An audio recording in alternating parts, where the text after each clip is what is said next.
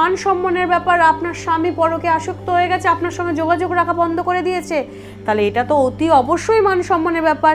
বা আপনার বাপের বাড়ির লোকের কাছে মুখ দেখাতে পাচ্ছেন না, বা বন্ধু বান্ধবের কাছে মুখ দেখাতে পাচ্ছেন। নিজের স্বামী বা স্ত্রীকে পরকীয়া থেকে নিজের ঘরে নিজের স্বামীকে বা নিজের ওয়াইফকে নিজের কাছে কিভাবে ফিরিয়ে আনবেন, আর ওয়াইফ চলে গেছে অন্য কারোর সঙ্গে, এটা বিশাল মান সম্মানের ব্যাপার।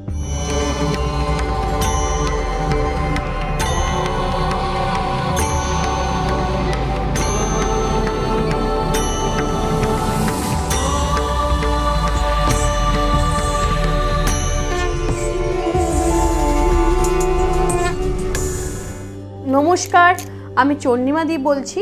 আশা করি আপনারা ভালো আছেন, সুস্থ আছেন। আমি সব সময় কামনা করি আপনি ইষ্ট দেবতার কাছে যে আপনারা ভালো থাকুন, সুস্থ থাকুন, সচ্ছলভাবে থাকুন। আমি আজকে এমন একটি টোটকা বলবো, আরেকটি বশীকরণ। নিজের স্বামী বা স্ত্রীকে পরকীয়া থেকে নিজের ঘরে নিজের স্বামীকে বা নিজের ওয়াইফকে নিজের কাছে কিভাবে ফিরিয়ে আনবেন। কিন্তু অনেকেই বলেন অমুকের টোটকা বা এই টোটকা অনেকটা টাইম। অবশ্যই বাড়িতে যদি টোটকা প্রয়োগ করতে হয় ধৈর্য নিতেই হবে। প্রত্যেকটা কাজে মানুষকে ধৈর্য নিতে হয়। ধৈর্য ছাড়া কোনো মানুষ আজকে এক মনে যদি কোনো কাজ যদি না করে, ধৈর্য না নিয়ে কোনো দিন কোনো মানুষ সাকসেস হয় না। ধৈর্য নিয়ে টোটকা প্রয়োগ করবেন, দেখবেন অতি অবশ্যই কাজ পাবেন।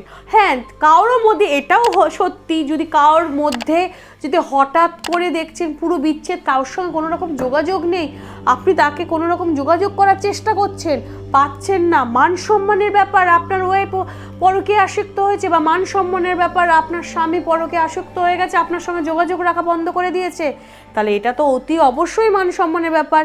বা আপনার বাপের বাড়ির লোকের কাছে মুখ দেখাতে পাচ্ছেন না, বা বন্ধু বান্ধবের কাছে মুখ দেখাতে পাচ্ছেন না, বা আপনার নিজের শ্বশুর যে হাজবেন্ড তার নিজের বাড়ির লোকের কাছে, বন্ধু বান্ধবের কাছে কি করে মুখ দেখাবে যে আমার বন্ধু তার ওয়াইফ চলে গেছে অন্য কারোর সঙ্গে, এটা বিশাল মান সম্মানের ব্যাপার।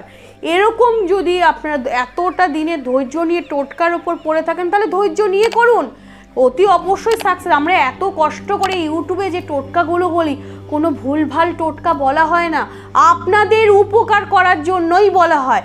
কিন্তু এটাও বলছি যে আপনারা বলেন যে তাহলে তাড়াতাড়ি কী করে হবে, তাড়াতাড়ি করতে গেলে টোটকা প্রয়োগ করে তাহলে হবে না, সেটাকে করতে হলে অতি অবশ্যই আমার চেম্বারে আপনাদের আসতে হবে।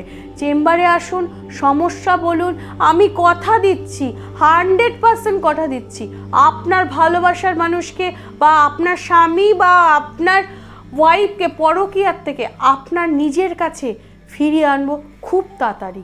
যেখানে একদম যোগাযোগ বন্ধ হয়ে যাচ্ছে, কোনো রকম পাত্তা দিচ্ছে না বা ফেলে রেখেছে বাপের বাড়ি পরকীয়ার জন্য, তারা যোগাযোগ করুন।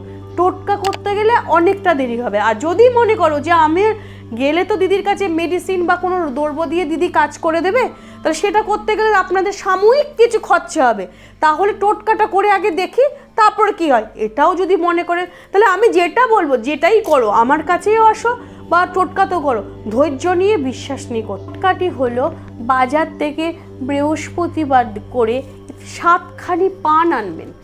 পান এনে ওটিকে দেখবেন বাড়িতে, দেখবেন এরকম মাটির ভাঁড় যদি থাকে বা পেতলের চড়াটি ছোট ছোট যদি থাকে, ওই 7টি পান 7টি জায়গায় রাখবেন।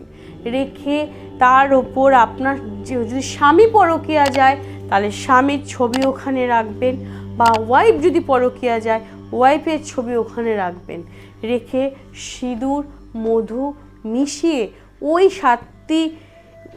7টি তাম্র পাতার ওপর প্রতিদিন আপনি মা কালী বা শ্যামা মায়ের মন্দির যে কোনো জায়গা বা তার ফটোর সামনে ওটি বেলপাতা দিয়ে প্রতিদিন তাকে অর্পণ করুন, এবং আপনি হাত জোর করে তাকে মিনতি করুন যে আমার স্বামী বা আমার ওয়াইফ যেন আমার কাছে ফিরে আসে।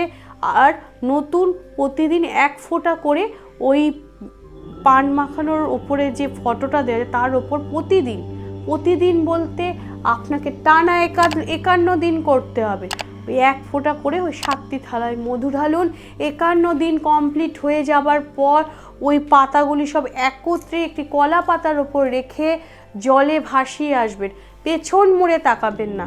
দেখবেন আপনার স্বামী বা আপনার ওয়াইফ পরকীয়া থেকে আপনার কাছে ফিরে এসছে। যদি এর থেকে আপনার মনে হয় অনেকটা দেরি হয়ে যাচ্ছে, কিন্তু আপনার স্বামী যদি এতটা দেরি করতে গেলে আমার স্বামী আর ফিরবে না, বা আমার বাচ্চাদের কষ্ট হচ্ছে, বা আমার মুখ দেখানোর কোনো তাহলে অতি অবশ্যই আপনারা আমার চেম্বারে যোগাযোগ করুন। আমি কথা দিচ্ছি, টোটকা করতে গেলে ধৈর্য নিয়ে করতে হবে, কিন্তু চেম্বারে আসলে আমি খুব শিগগিরই তাড়াতাড়ি আপনাদের কাজ দিয়ে দেবো। তাহলে কাজ নিতে গেলেও বিশ্বাস নিয়ে আসতে হবে, টোটকা করতে গেলেও বিশ্বাস এবং দুটো ধৈর্য রাখতে হবে। যে কোনোই কাজ করুন না কেন ধৈর্য বিশ্বাস সব রেখে করুন, দেখবেন আপনার জীবনে চলার পথে কোনো দিন বাধা কিছু হবে না। তো নমস্কার, ভালো থাকবেন, সুস্থ থাকবেন।